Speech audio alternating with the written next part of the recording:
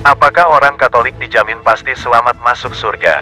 Perihal keselamatan, bagi umat Katolik, merupakan rahmat Allah, namun tetap harus bekerja sama dengan rahmat Allah tersebut. Artinya, jika orang yang sudah dibaptis, tetapi tidak hidup sesuai dengan janji baptis, dan jatuh dalam dosa berat dan tidak bertobat, maka orang tersebut tidak dapat diselamatkan. Hal ini disebabkan, karena gereja Katolik berpegang pada ajaran dalam kitab suci, percaya bahwa keselamatan adalah suatu yang telah, sedang, dan akan datang. Dasar biblisnya adalah sebagai berikut. 1. Telah diselamatkan, lihat Roma 8 ayat 24, Efesus 2 ayat 5 dan 8, 2 Timotius 1 ayat 9, dan Titus 3 ayat 5.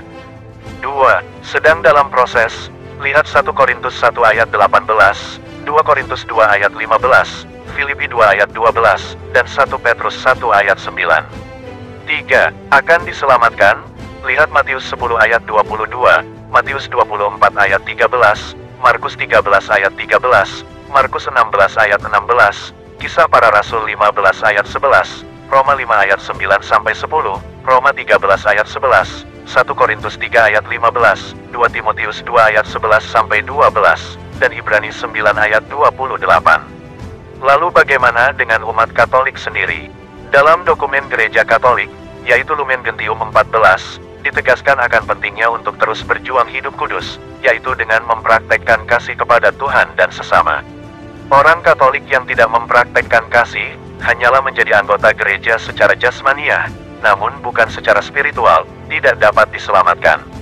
Hal ini disebabkan, karena mereka sudah mengetahui hal yang benar, namun mereka tidak melakukannya, lihat Lukas 12 ayat 47 sampai 48. Dalam dokumen Lumen Gentium 14, dikatakan demikian. Tetapi tidak diselamatkan orang, yang meskipun termasuk anggota gereja namun tidak bertambah dalam cinta kasih, jadi yang, dengan badan, memang berada dalam pangkuan gereja, melainkan tidak dengan hatinya. Pun hendaklah semua putra gereja menyadari, bahwa mereka menikmati keadaan yang istimewa itu, bukan karena jasa-jasa mereka sendiri, melainkan berkat rahmat Kristus yang istimewa pula. Dan bila mereka tidak menanggapi rahmat itu dengan pikiran, perkataan, dan perbuatan, mereka bukan saja tidak diselamatkan, malahan akan diadili lebih keras. Demikian penjelasannya. 1. Karena kepenuhan kebenaran ada di gereja Katolik, umat Katolik seharusnya dapat hidup lebih kudus, karena berkat-berkat yang mengalir dari sakramen-sakramen, seperti melalui penerimaan sakramen Ekaristi dan sakramen tobat atau rekonsiliasi. 2. Namun demikian, kita tidak dapat mengatakan bahwa orang yang tidak dibaptis air, yaitu secara sakramen pasti masuk neraka, sebab ada kondisi-kondisi lain yang diperhitungkan. Yang terpenting adalah, satu-satunya keselamatan hanya melalui Kristus dan melalui pembaptisan.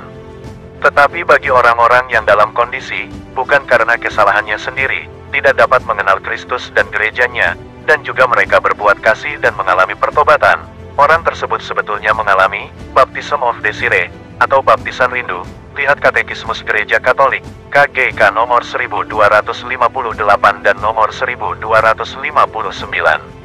Ada pula kondisi lain, yaitu bagi orang-orang yang mengalami kematian karena iman akan Kristus, yaitu seperti para martir, tanpa sebelumnya menerima pembaptisan, mereka juga dapat diselamatkan, karena mereka telah menerima baptisan darah. Lihat KGK nomor 1258. Faktor-faktor tersebut adalah syarat bagi seseorang untuk memperoleh keselamatan. Atau, dengan kata lain, gereja tidak mengenal cara lain selain pembaptisan untuk masuk surga. Lihat KGK nomor 1257. Namun bagi para katekumen yang mati sebelum pembaptisan, kerinduan yang jelas untuk menerima pembaptisan, penyesalan atas dosa-dosanya, dan cinta kasih, sudah menjamin keselamatan yang tidak dapat mereka terima melalui sakramen itu. Lihat KGK nomor 1259. Dan juga, sebab karena Kristus telah wafat bagi semua orang, dan panggilan terakhir manusia benar-benar hanya satu, yakni bersifat ilahi, kita harus berpegang teguh, bahwa Roh Kudus membuka kemungkinan bagi semua orang, untuk bergabung dengan cara yang diketahui oleh Allah dengan misteri Paskah itu. Lihat Gaudium et Spes 22, bandingkan Lumen Gentium 16, dan Ad Gentes 7. Setiap manusia yang tidak mengenal Injil Kristus dan gerejanya, tetapi mencari kebenaran dan melakukan kehendak Allah, sesuai dengan pemahamannya akan hal itu, dapat diselamatkan. Orang dapat mengandaikan bahwa orang-orang semacam itu memang menginginkan pembaptisan, seandainya mereka sadar akan peranannya demi keselamatan. Lihat KGK nomor 1260. Lalu bagaimana dengan anak-anak yang mati tanpa pembaptisan? Anak-anak yang mati tanpa pembaptisan hanya dapat dipercayakan gereja kepada belas kasihan Allah, seperti yang ia lakukan dalam ritus penguburan mereka. Belas kasihan Allah yang besar yang menghendaki agar semua orang diselamatkan. Bandingkan 1 Timotius 2 ayat 4, cinta Yesus yang lemah lembut kepada anak-anak, yang mendorongnya untuk mengatakan, biarkan anak-anak itu datang kepadaku, jangan menghalang-halangi mereka. Markus 10 ayat 14 membenarkan kita untuk berharap bahwa untuk anak-anak yang mati tanpa pembaptisan, ada satu jalan keselamatan. Gereja meminta dengan sangat kepada orang tua, agar tidak menghalang-halangi anak-anak, untuk datang kepada Kristus melalui anugerah pembaptisan kudus. Lihat KGK nomor 1261. Akan tetapi, bagi orang yang telah dibaptis namun tidak menjalankan kasih, ia dapat kehilangan keselamatannya.